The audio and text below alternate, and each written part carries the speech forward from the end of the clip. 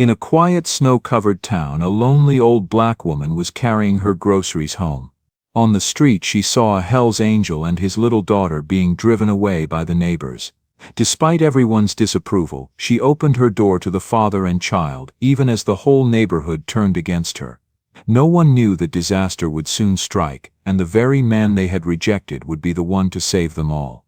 Before we dive deeper into today's story, I know many of us are looking for simple, natural ways to stay active and strong. That's why I'd like to introduce you to Shilajit Essential Extract. If you'd like to check it out, just use the link in the description, or scan the QR code right here on your screen. The first snow of December fell soft and silent over Millbrook, a small town where everyone knew everyone, and nothing much ever changed. White flakes drifted past the windows of St. Mary's Church as the Sunday morning service drew to a close. Father Michael stood at the pulpit, his gentle voice carrying through the half-empty pews. Sometimes, he said, looking out at the familiar faces, God sends us unexpected guests to test our compassion. In the third row, Evelyn Carter sat alone, her gray hair neatly pinned, her hands folded in her lap. At 60 years old she had occupied this same seat every Sunday for the past 15 years, ever since the accident at the factory took her husband Thomas. And long before that, since the fever took her only son Michael Jr., when he was just 7 years old. She bowed her head as Father Michael's words washed over her. The wooden pew felt harder than it used to. The church felt colder, everything did. After the service, Evelyn drove her old sedan home through streets decorated with cheerful Christmas lights that seemed to mock her solitude. Her house stood at the end of Maple Street, a small weathered two-story with peeling paint and a front porch where Thomas's wooden rocking chair still sat, year after year, never rocking. Inside, the house was dim and cold. Evelyn turned up the thermostat, though she knew she'd turn it back down before bed to save on the heating bill. In the kitchen she reheated last night's soup, too much for one person, but she always made too much, a habit from when there had been 3. She ate at the table, in her usual seat. Thomas's chair sat empty across from her. Michael's booster seat had been gone for years, but she could still see the small scuff marks his shoes had left on the table leg. "Just you and me tonight, Thomas," she whispered to the empty chair. Outside, the December wind rattled the windows. The next morning, Evelyn wrapped herself in her heavy coat and drove to the town square for her weekly shopping. Millbrook's main street was decorated for Christmas, with garlands strung between the lampposts and a large tree in front of the courthouse. She had just parked her car when she noticed the crowd. About 20 people had gathered in front of Henderson's real estate office, their voices rising in sharp whispers. Evelyn's chest tightened. In a town like Millbrook, crowds meant trouble. She approached slowly, her shopping bag clutched to her chest. "I said no, and that's final." Mr. Henderson's voice boomed from the doorway of his office. "I don't rent to your kind." Evelyn craned her neck to see past the crowd. A man stood on the sidewalk, tall and broad-shouldered, his arms covered in dark tattoos that crept up to his neck. He wore a black leather vest with patches, the kind she'd seen on television, the kind that meant he was a biker.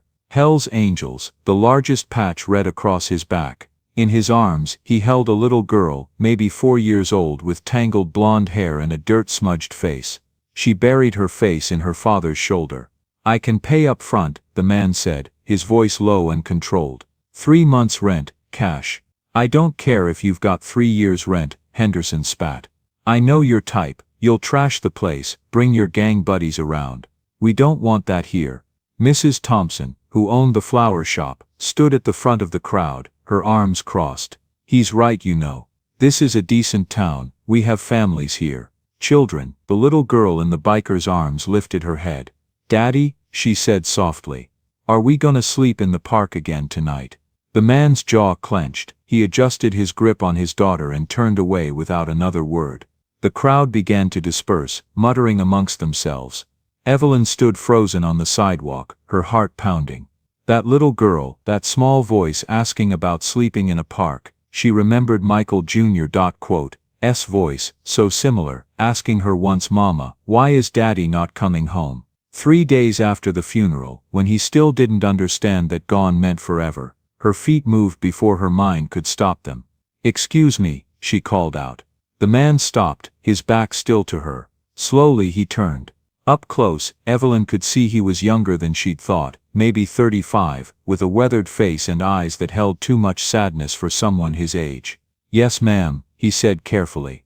Evelyn's mouth felt dry. Every eye on the street was now on her. She could feel Mrs. Thompson's gaze burning into her back.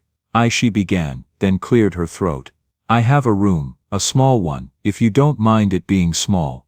The man stared at her, clearly suspicious. "You're offering me a room, if you need one," Evelyn said quietly. "It's not much, but it's warm. And it's better than a park." For a long moment, he said nothing. Then slowly he nodded. "My name's Jack," he said. "Jack Miller.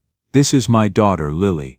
Evelyn Carter. She managed a small smile at the little girl, who peeked at her with curious blue eyes.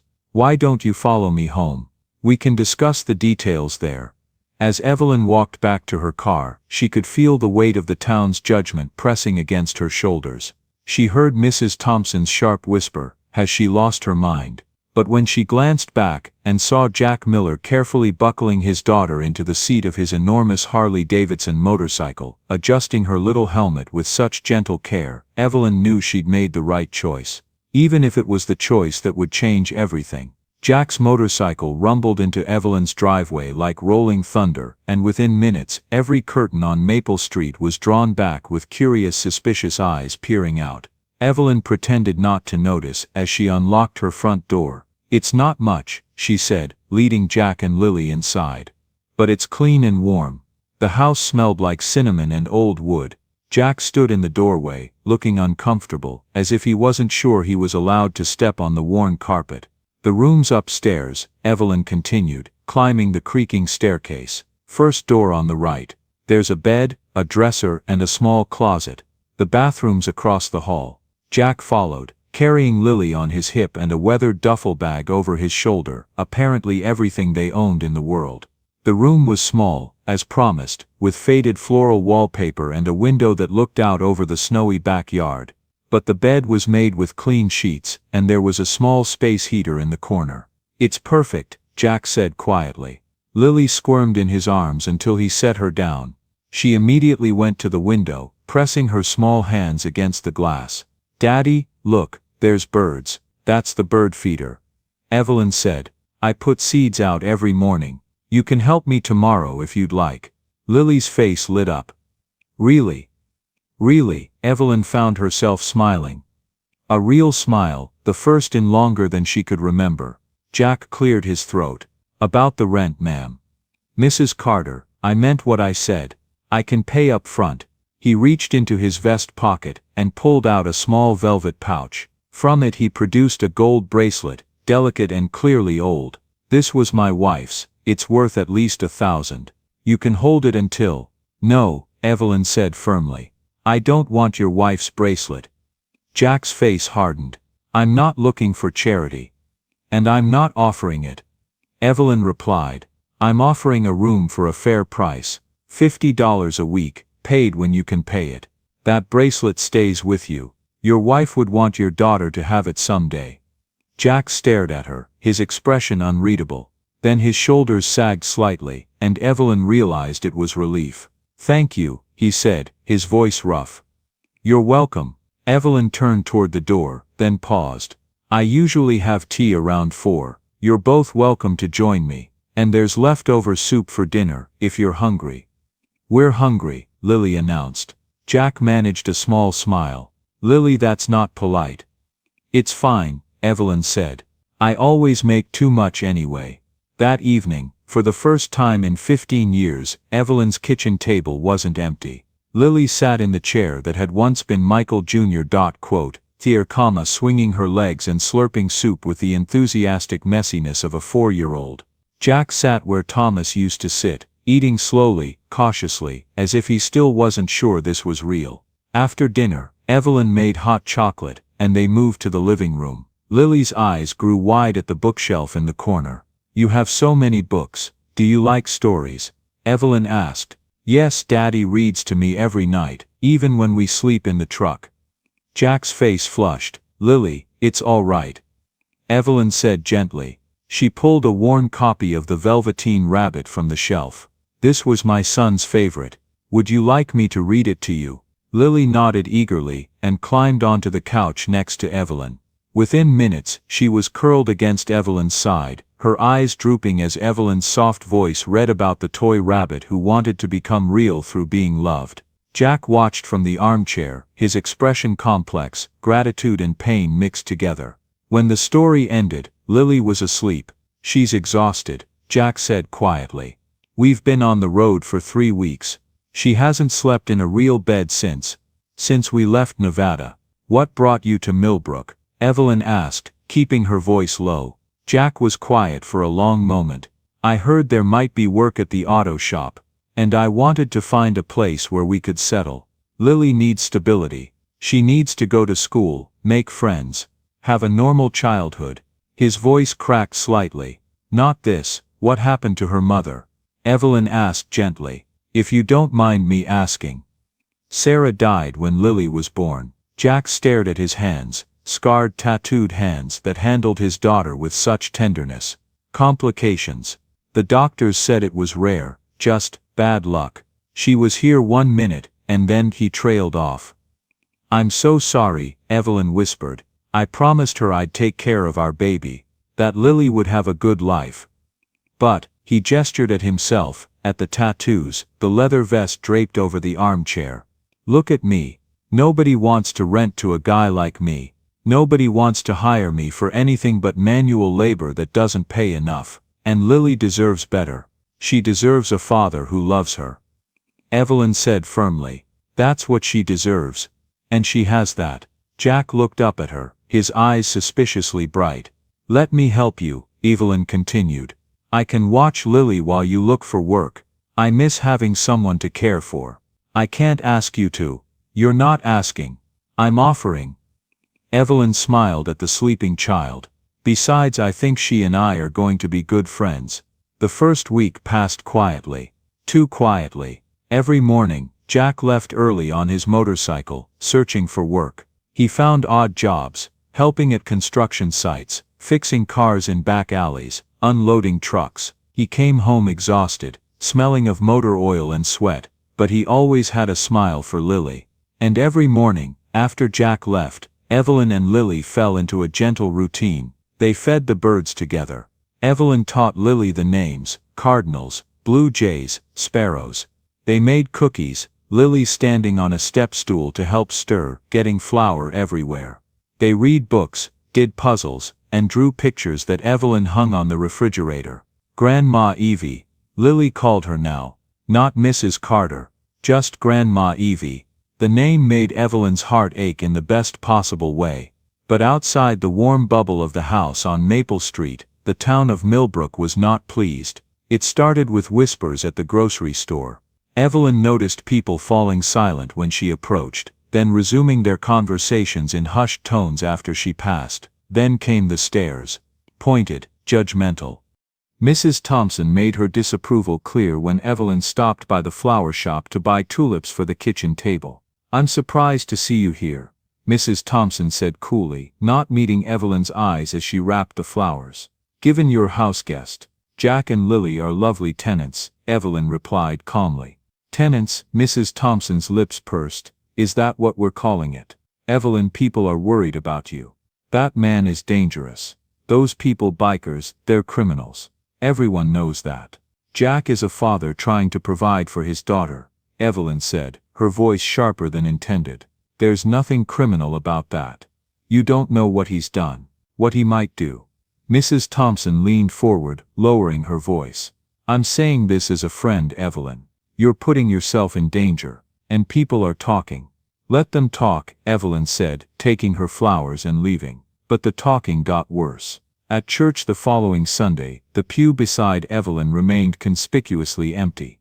The women who usually greeted her after service walked past without a word. When she went to the bakery on Tuesday, Mr. Kowalski, who'd sold her bread every Tuesday for 20 years, claimed he was sold out. She could see the fresh loaves on the shelf behind him. On Thursday evening, Evelyn found a note taped to her front door. No signature, just 3 words in angry capital letters: send them away. She crumpled it up before Jack could see, but her hands were shaking. That night, Jack noticed something was wrong. Everything okay? He asked, as they washed dishes after dinner. Fine, Evelyn lied. Evelyn, he said her name gently. I know I'm causing you problems. She wanted to deny it, but Jack wasn't stupid. He'd seen the stairs too, felt the hostility radiating from the town. It's nothing I can't handle, she said finally. Maybe Lily and I should go. No. The word came out fierce, almost angry. Evelyn took a breath. No. This is your home now, both of you. Don't let small-minded people dictate where you get to live. Jack studied her face. Why are you doing this? Really, Evelyn was quiet for a long moment. Because when my son died, this whole town brought casseroles and sympathy cards. They filled my house with flowers and promises that I'd never be alone. She set down the dish she was washing. But after the funeral, they disappeared. The casseroles stopped coming. The house got quiet, and I realized that sympathy is easy. Actually being there, actually seeing someone who's struggling and doing something about it, that's hard. Most people can't be bothered. Her voice was thick with emotion. You and Lily needed help. I had help to give. It's that simple. Jack's eyes were shining. It's not simple. It's extraordinary. It's what anyone should do, Evelyn said, but she knew they both knew that's not what Millbrook thought. The breaking point came on a cold Tuesday evening. 2 weeks after Jack and Lily had moved in, there was a knock at the door. Sharp, official. Evelyn opened it to find Sheriff Barrett standing on her porch, his hand resting on his belt, his face apologetic but firm. Evening, Evelyn, he said. Behind him she could see Mrs. Thompson standing on the sidewalk, her phone in her hand. Sheriff. Evelyn kept her voice level. What can I do for you? I need to speak with Jack Miller if he's here. He's upstairs putting Lily to bed. Is there a problem? We've had concerns raised about Mr. Miller's presence in town. I just need to ask him a few questions. Evelyn's chest tightened. What kind of concerns? Now Evelyn, don't make this difficult. I'm just doing my job. Sheriff Barrett, you've known me for 30 years. Do I look threatened to you? The sheriff shifted uncomfortably. It's not about what I think. I've got complaints. I have to follow up. Complaints from who? But Evelyn didn't need to ask. She could see Mrs. Thompson's satisfied expression. Footsteps on the stairs. Jack appeared in the hallway, his face immediately guarded when he saw the uniform. Problem, officer. His voice was carefully neutral. Jack Miller. That's right. I'm Sheriff Barrett. I need to ask you a few questions. Do you have any outstanding warrants? Any parole conditions I should know about? No, sir. I've never been arrested. The sheriff looked surprised. Never, never. Jack's jaw was tight. I know what you're thinking. Guy like me must have a record, right? But I don't. You can check. I will check, the sheriff said. In the meantime, I need to verify that Mrs. Carter here is allowing you to stay of her own free will. Of course I am, Evelyn said, anger rising in her voice. I invited them. This is my house, Sheriff, and I'll decide who lives in it. Ma'am, I understand. But no, I don't think you do understand. Evelyn stepped forward. Jack Miller is my tenant. He pays his rent on time. He's respectful, he helps around the house, and his daughter is a delight. The only problem I have is with the people in this town who are so busy judging a man by his appearance, that they can't see the decent human being right in front of them. Sheriff Barrett held up his hands. All right, I hear you, Evelyn. Mr. Miller, I apologize for the intrusion. But you understand, I had to follow up. I understand, Jack said quietly. After the sheriff left, Evelyn stood in her doorway and stared directly at Mrs. Thompson, who was still standing on the sidewalk, her phone now down at her side. Satisfied, Helen, Evelyn called out. Mrs. Thompson had the grace to look uncomfortable. She turned and hurried away. Jack closed the door softly. Evelyn, I think, don't, Evelyn said. Don't say you should leave. Don't say you're sorry. Don't give these people what they want. They're making your life hell. They're revealing who they really are, Evelyn corrected, and teaching me who my real friends are. Turns out there aren't many. She managed a sad smile. But that's all right. I've got you and Lily. That's enough. Upstairs, Lily called out. Daddy, "Is everything okay?" Jack's face softened. "Yeah, baby, everything's fine, go to sleep." But everything wasn't fine, and they both knew it.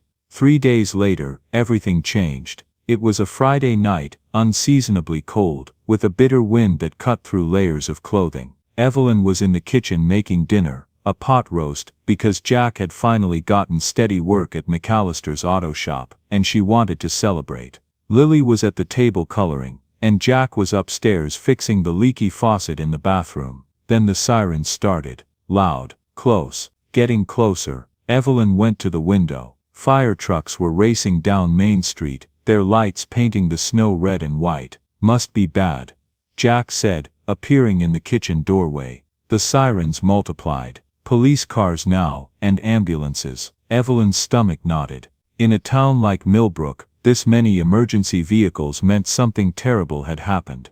The phone rang. It was Susan Miller from the library, one of the few people who still spoke to Evelyn. "There's a fire," Susan said breathlessly. "The old warehouse district. It's spreading fast. And oh God, Evelyn, there are people trapped inside. Some teenagers were having a party in the abandoned building." Evelyn's blood ran cold. Teenagers, at least 5 or 6. The fire department's trying to get to them, but the structure's unstable. "It's bad, Evelyn. Really bad." Jack was already moving. "Where?" he demanded. "The warehouse district," Evelyn said, her hand trembling as she hung up. "There are children." Jack was pulling on his boots, his leather vest. "Stay here with Lily." "Jack, you don't have to." "Yes, I do," he said simply. Then he was gone, the roar of his motorcycle fading into the wail of sirens. Evelyn stood frozen in her kitchen, her hands pressed to her mouth. Lily looked up from her coloring, confused. "Where's Daddy going?" "To help some people, sweetheart," Evelyn managed.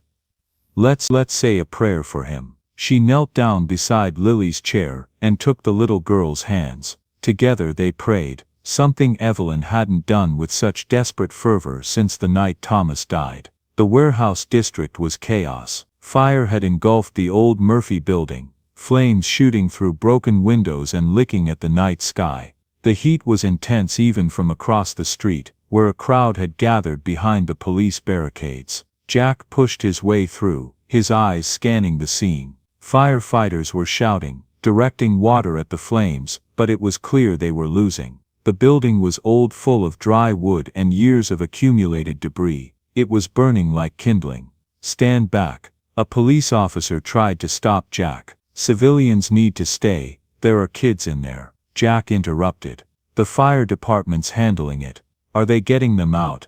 The officer's face told him everything. They weren't. The building was too unstable, the fire too hot. They were waiting for the structure to collapse, hoping the kids had found a way out on their own. Jack didn't think. He just moved. He broke through the barricade, ignoring the shouts behind him. The front entrance was an inferno, impassable. But there was a side door, half blocked by debris. He kicked it once, twice. It gave way. Smoke poured out, thick and black. Jack pulled his bandana up over his nose and mouth and plunged inside. The heat was overwhelming.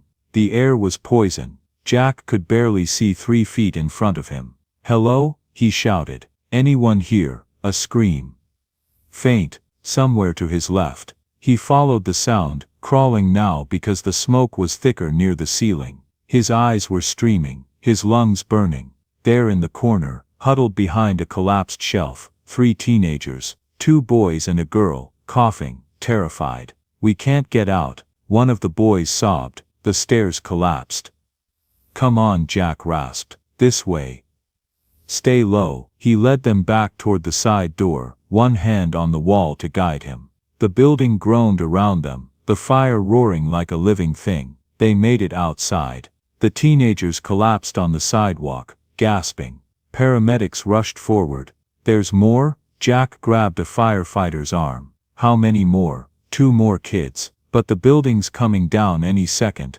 Jack turned back. "You can't go back in there," someone shouted. But he was already gone. The second trip was worse. Part of the ceiling had collapsed, blocking his previous path. Jack had to find another way, crawling through spaces barely wide enough for his shoulders. the heat blistering his skin. He found them in what used to be an office, a boy maybe 16 and a little girl about 7 or 8. The boy was unconscious, and the little girl was crying hysterically. "It's okay," Jack told her, his voice raw from smoke. "I've got you." He hoisted the unconscious boy over his shoulder. Jesus, he was heavy and grabbed the little girl's hand. "Don't let go of me," he told her, "no matter what." Getting out took an eternity. Every breath was agony. Jack's vision was fading at the edges, his legs threatening to give out. The little girl was coughing so hard she could barely walk. Behind them something massive crashed, part of the second floor giving way. "Almost there," Jack gasped.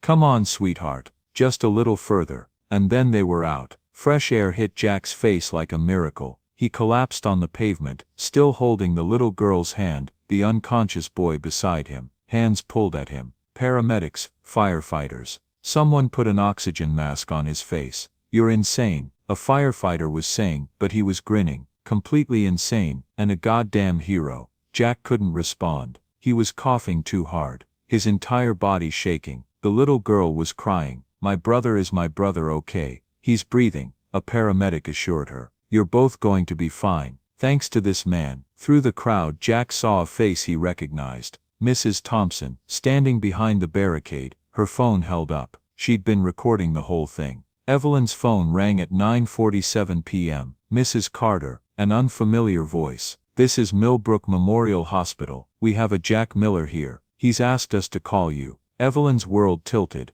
"Is he all right?" "He's being treated for smoke inhalation. He'll be fine, but he wanted you to know he's okay." Evelyn called Susan to watch Lily and drove to the hospital faster than she'd ever driven in her life. She found Jack in the emergency room, an oxygen mask on his face, his skin blackened with soot. When he saw her, he tried to smile. "Don't you dare," Evelyn said, her voice breaking. "Don't you dare smile at me, like that wasn't the stupidest, most reckless." She stopped, pressing her hand to her mouth. Jack pulled the mask aside. "The kids are okay," he rasped. "All 5 of them. You could have died, but I didn't." He reached for her hand. "And those kids are alive. That matters more." Evelyn sat down in the chair beside his bed, still holding his hand, and cried. She cried for Jack, for the children he'd saved, for her son who no one had been able to save, for the loneliness that had consumed her life until 2 weeks ago. Jack squeezed her hand and said nothing, because there was nothing to say. Outside the hospital, a video was going viral. The video had 17,000 views by morning. By noon it had 200,000. By Sunday it was everywhere. The shaky footage showed everything. Jack running into the burning building while everyone else stood paralyzed. The agonizing minutes of waiting. The first group of teenagers stumbling out. Jack disappearing back inside. The crowd's horrified gasps. The building groaning, looking like it might collapse any second. Then Jack emerging a second time, carrying an unconscious boy, holding a little girl's hand, his face black with soot, but his expression determined, gentle. The caption Mrs. Thompson had added, "Local biker risks life to save children from warehouse fire. This is Jack Miller, remember his name." The comments were overwhelming. "This man is a hero. Look at how gentle he is with that little girl. My heart." Everyone was afraid of him because of how he looks, but he's the only one who ran toward danger. We need more people like this in the world. The local news picked it up, then the national news. By Monday a reporter from CNN was calling Evelyn's house. Jack, recovering at home with bandaged hands and a persistent cough, was mortified by the attention. "I just did what anyone would do," he kept saying. "No," Evelyn corrected him. "You did what no one else was willing to do. There's a difference." The town of Millbrook, confronted with undeniable evidence of their own prejudice, didn't quite know how to respond. Some people, like Mrs. Thompson, were genuinely contrite. She showed up on Evelyn's doorstep Tuesday afternoon, with a casserole and tears in her eyes. "I was wrong," she said simply. "About Jack. About you. I let fear and assumptions guide me instead of actually seeing what was in front of me." She wiped her eyes. "My granddaughter was one of the kids he saved. Emily, the 7-year-old, she snuck out to follow her older brother to that party. If Jack hadn't gone back in," she couldn't finish. "He did go back in," Evelyn said gently. "That's what matters. I spent 2 weeks calling you foolish, calling him dangerous." Mrs. Thompson's voice broke. "And he saved my granddaughter's life." Others in town were slower to come around.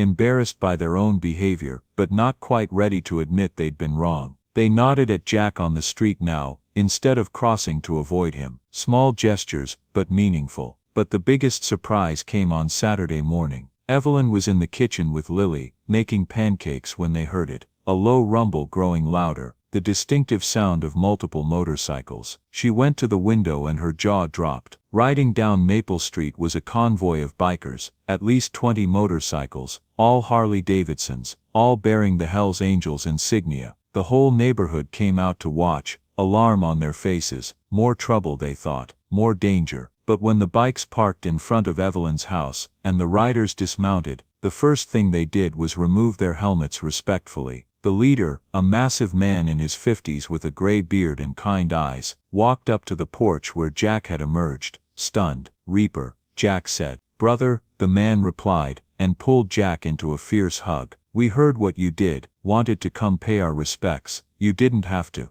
"Yes, we did." Reaper turned to Evelyn, who was standing in the doorway. "You must be Mrs. Carter." "Ma'am, I'm Daniel. They call me Reaper. Jack here used to ride with us, before he became a father, and decided he needed to go straight for his little girl's sake. We don't abandon our own," another biker added. "Never have, never will." What happened next was something Millbrook would talk about for years. The bikers unloaded their motorcycles, lumber, tools, paint, groceries, children's clothes, toys. Without asking, they got to work on Evelyn's house, fixing the sagging porch, replacing broken shingles, repainting the fence. Lily was delighted, running from biker to biker, chattering away. They were gentle with her, these rough-looking men with their tattoos and leather, treating her like she was made of glass. One biker, a woman named Raven with silver braided down her back, knelt down and handed Evelyn a wreath made of white roses. "For your husband," she said quietly. "Jack told us about him.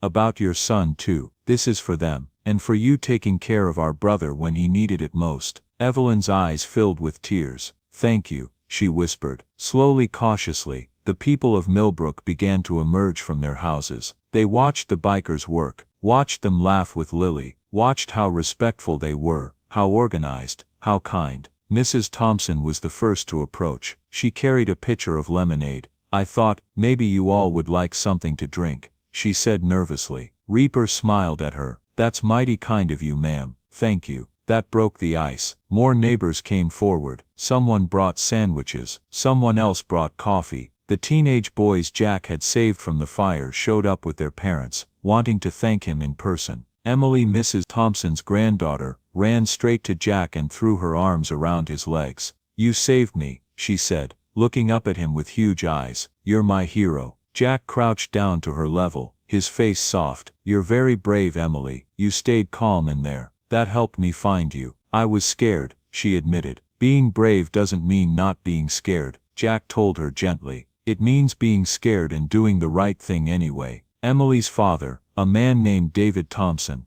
Mrs. Thompson's son, stepped forward. His eyes were red, his voice thick. "I don't know how to thank you. Emily is my whole world." When I got the call that she was trapped in that fire, he couldn't continue. Jack stood and extended his hand. "You don't need to thank me. I'm just glad she's safe." David shook his hand, then pulled him into an unexpected embrace. "If you ever need anything, anything at all, you call me. You hear me? Anything." By afternoon, Maple Street looked like a block party. The bikers had set up a small speaker system, playing classic rock at a reasonable volume. Someone started grilling hamburgers. Children who'd been taught to fear these leather-clad strangers were now climbing on their motorcycles, giggling as the bikers made engine sounds and pretended to race. Reaper found Evelyn in her garden, where she'd retreated for a moment of quiet. "Your home is beautiful, ma'am," he said, settling onto the bench beside her. "Thank you. My husband built that fence. That was the last project he finished before." She trailed off. "Jack told me about your losses.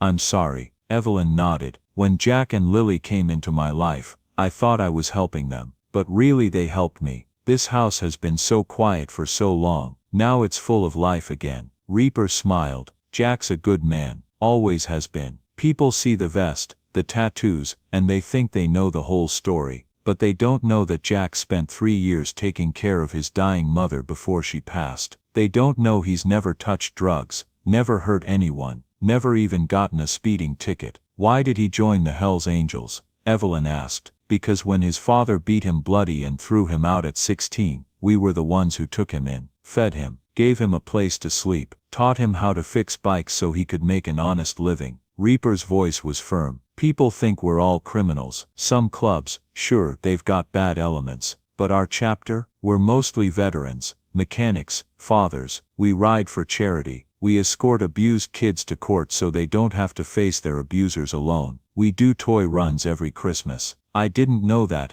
Evelyn said softly. Most people don't. They don't want to know. It's easier to judge. Reaper stood adjusting his vest. But you didn't judge, Mrs. Carter. You saw a man and his daughter who needed help, and you helped them. That's rare, rarer than you might think. He walked back toward the house, leaving Evelyn with her thoughts. As the sun began to set, casting golden light over the gathering, something unexpected happened. Father Michael arrived. The elderly priest walked slowly up the driveway, his eyes taking in the scene. The bikers, the neighbors, the children playing together. Father, Evelyn said, surprised. I didn't expect you. I heard there was quite a gathering here. Father Michael said with a gentle smile. And I wanted to see the fruits of the seed I planted. The seed you planted, my sermon, 3 weeks ago, about unexpected guests testing our compassion. His eyes twinkled. You were the only one who heard it, Evelyn. Really heard it, and look what came from one act of kindness. He gestured to the crowd.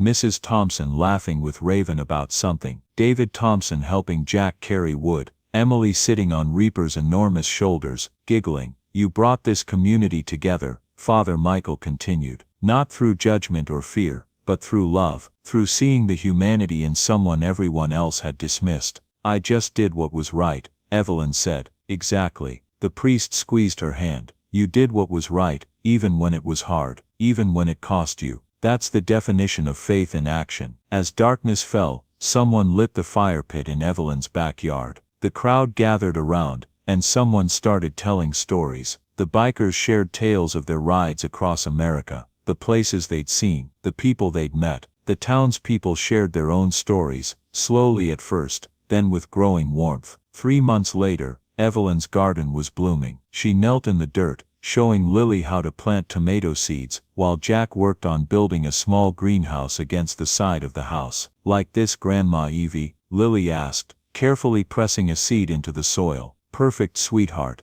Just like that. The sound of a car pulling up made them look. Mrs. Thompson was climbing out, carrying what looked like a photo album. I hope I'm not interrupting, she called out. Not at all, Evelyn said, standing and brushing dirt from her knees. We were just finishing up. Mrs. Thompson settled into one of the porch chairs, and Evelyn joined her while Lily ran off to help Jack with the greenhouse, which mostly consisted of handing him the wrong tools and asking a million questions. I wanted to show you something, Mrs. Thompson said, opening the album. It was full of photographs from the day the bikers had come, candid shots of the gathering, of the town coming together, of barriers being broken. David took these, Mrs. Thompson explained. He's putting together a display for the library, about prejudice and redemption, about what this town learned. Evelyn studied the photos. There was one of Jack crouching down to talk to Emily, his scarred hands gentle on her shoulders. One of Reaper lifting a child onto his motorcycle, while the parents watched, no longer afraid. One of the whole crowd gathered around the fire pit, faces illuminated by warmth and something more, understanding. We were so wrong,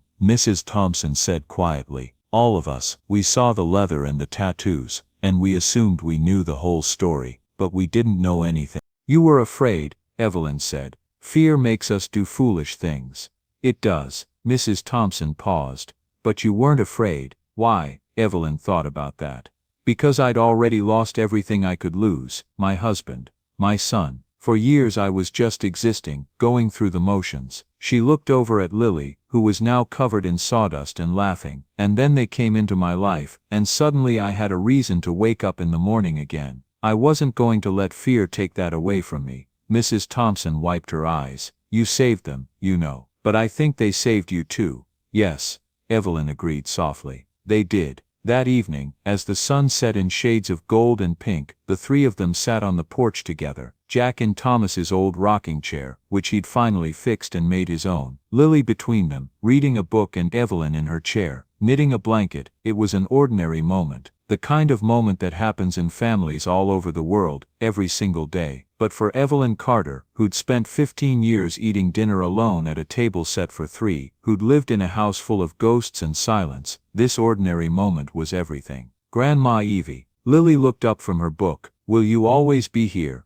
Evelyn set down her knitting and pulled the little girl close. Always, sweetheart. This is our home, all of ours. Jack met her eyes over Lily's head, and his expression said what words couldn't. Thank you, for everything. For believing in us when no one else would. Evelyn smiled. No, she thought. Thank you, for bringing life back into this old house. For filling it with laughter and love and purpose. As darkness fell over Millbrook, lights began to wink on in windows up and down Maple Street. Inside those houses were families having dinner, watching television, going through the comfortable routines of daily life. And in the house at the end of the street, the one with the newly painted fence and the blooming garden, and the Harley-Davidson parked in the driveway, there was a family too, different from what anyone expected. Bound not by blood but by choice, by kindness, by the fundamental truth that family is what you make it. Outside, the wind chimed through the bells Jack had hung from the porch, a gift from the bikers, inscribed with a simple phrase, "Home is where they accept you." And in that moment, as the three of them sat together in the gathering darkness, surrounded by warmth and love, and the simple peace of belonging, Evelyn knew that after 15 years of winter, spring had finally come. Join us to share meaningful stories by hitting the like and subscribe buttons.